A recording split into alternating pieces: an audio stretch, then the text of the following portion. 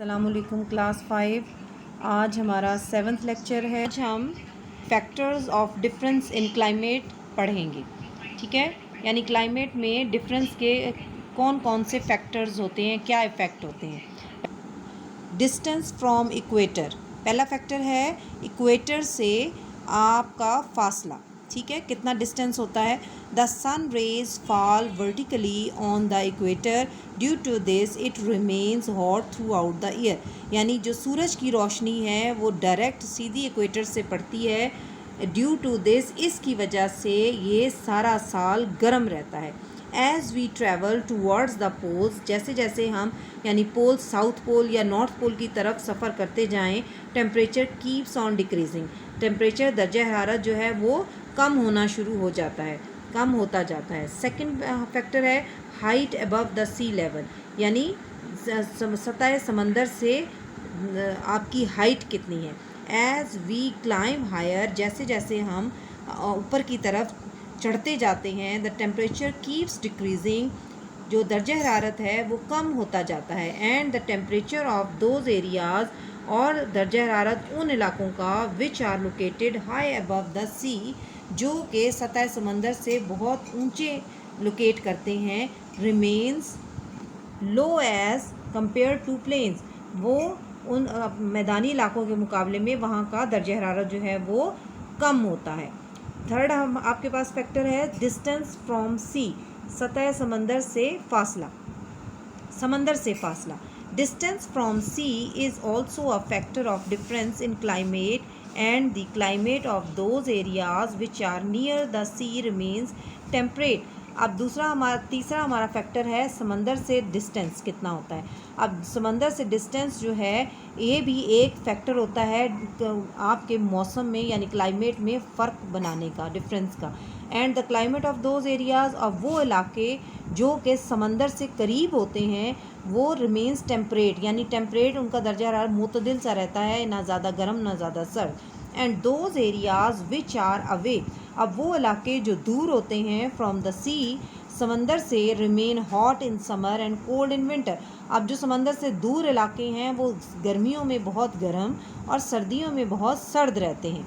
अब लास्ट हमारे पास फैक्टर है विंड डायरेक्शन। अब हवा का हवा की जो सिमत है वो क्या है। The winds coming from the cold areas decrease the temperature, and winds coming from the warm areas increase the temperature. अब वो हवाएं जो ठंडे इलाकों की तरफ से आती हैं वो दर्जा हरारत को कम कर देती हैं, और वो हवाएं जो गर्म इलाकों की तरफ से आती हैं वो दर्जा हरारत को बढ़ा देती हैं, इंक्रीज बढ़ा देती हैं। Many other factors are also the cause of difference in climate, like clouds, direction of mountains, oceanic currents।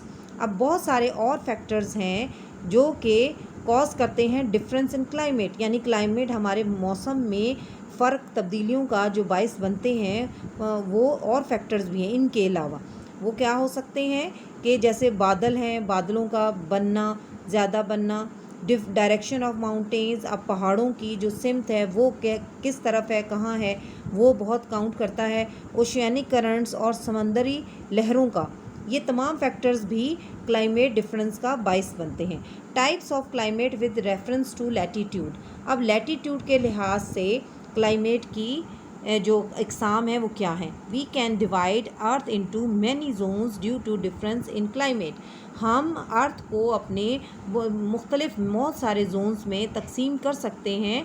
किसके लिहाज से, क्लाइमेट के लिहाज से, यानी क्लाइमेट के डिफरेंस के लिहाज से हम अपनी ज़मीन को बहुत सारे जोन्स में डिवाइड कर देते हैं। देयर डिटेल एज अंडर, अब उसकी तफसील आपको ये दी गई है कि किस तरह। पहला है north and south tropical zone. अब पहला जोन कौन सा हमारा बनता है, नॉर्थ एंड साउथ, ठीक है, शुमाल जनूबी ट्रॉपिकल जोन। अब कौन सा ये जोन कहाँ है, the tropical zone is located between 23.5 degree on both sides north and south, यानी नॉर्थ पोल और साउथ पोल के 23.5 के दरमियान ये ट्रॉपिकल जोन लोकेट करता है। यानी हम पहले पढ़ चुके हैं कि लैटीट्यूड्स को कैसे पढ़ा जाता है, ये डिग्रीज़ क्या मायने रखती हैं, लॉन्गिट्यूड क्या होते हैं, ये आप पहले पढ़ चुके हैं। आपको समझ आ रहा होगा कि 23.5 डिग्री यहाँ पर आप देख सकते हैं कि ये मैप में कहाँ पर लोकेट करता है। ठीक है। अब इस जोन में क्या होता है, इन दिस रीजन, इस इलाके में, नियर द इक्वेटर, इक्वेटर के करीब। आपको बार बताने की मेरा ख्याल है ज़रूरत नहीं है कि इक्वेटर क्या है, बार बार इक्वेटर का इस्तेमाल यहाँ हो रहा है। इक्वेटर वो लाइन होती है जो ज़मीन को दो हिस्सों में तकसीम करती है, बराबर बराबर, इक्वली, ठीक है। The sun rays fall vertically, that is why this zone remains hot throughout the year. In this region near the equator there is high rainfall. अच्छा, अब क्या होता है कि ये रीजन जो है, यानी north and south tropical zone जो है, ये कहाँ है, इक्वेटर के करीब है। तो यहाँ पर सूरज की रोशनी बिल्कुल डायरेक्ट वर्टिकली यानी बिल्कुल सीधी वहाँ पड़ती हैं, जिसकी वजह से इस जोन में सारा साल गर्म रहता है, गर्मी रहती है। और इस रीजन में इक्वेटर के पास होने के वजह से यहाँ पर बहुत ज़्यादा रेनफॉल भी होती है। सेकेंड जोन है हमारे पास north and south temperate zone. वो north and south tropical zone था, ये north and south temperate zone है। टेम्परेट जोन यानी मोतदिल टाइप, यहाँ ना ज़्यादा सर्द ना ज़्यादा गर्म। अब ये कहाँ पर वाक़ है, ये लैटीट्यूड के बिटवीन 23.5 इन नॉर्थ, यानी 23.5 डिग्री नॉर्थ की तरफ है, और 66.5 degree north the area is called, north की तरफ इस इलाके को हम क्या कहते हैं, नॉर्थ टेम्परेट जोन कहते हैं। And area between 23.5 south latitude to 66.5 degree south latitude is called south temperate zone.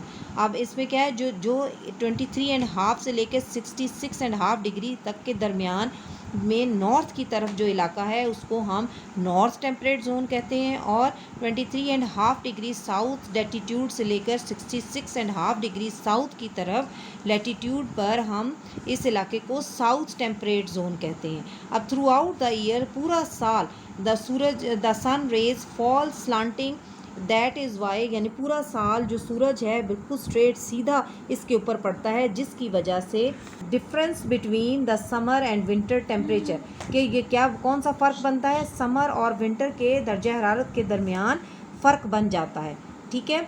Last है हमारे पास कौन सा zone, north and south torrid zone. अब between 66.5 degree north latitude to north pole, यानी 66.5 degree north से लैटीट्यूड से दरमियान टू नॉर्थ पोल की तरफ, the area is called north torrid zone. यानी नॉर्थ की तरफ, अगर पोल की तरफ हम जाएं तो वो इलाका सारा क्या कहलाता है, नॉर्थ टॉरिड जोन कहलाता है। And between 66.5 latitude south latitude, और अगर हम 66.5 डिग्री साउथ लैटीट्यूड की तरफ जाएं तो साउथ पोल की तरफ जाएं तो वो इलाका सारा साउथ टॉरिड जोन कहलाता है।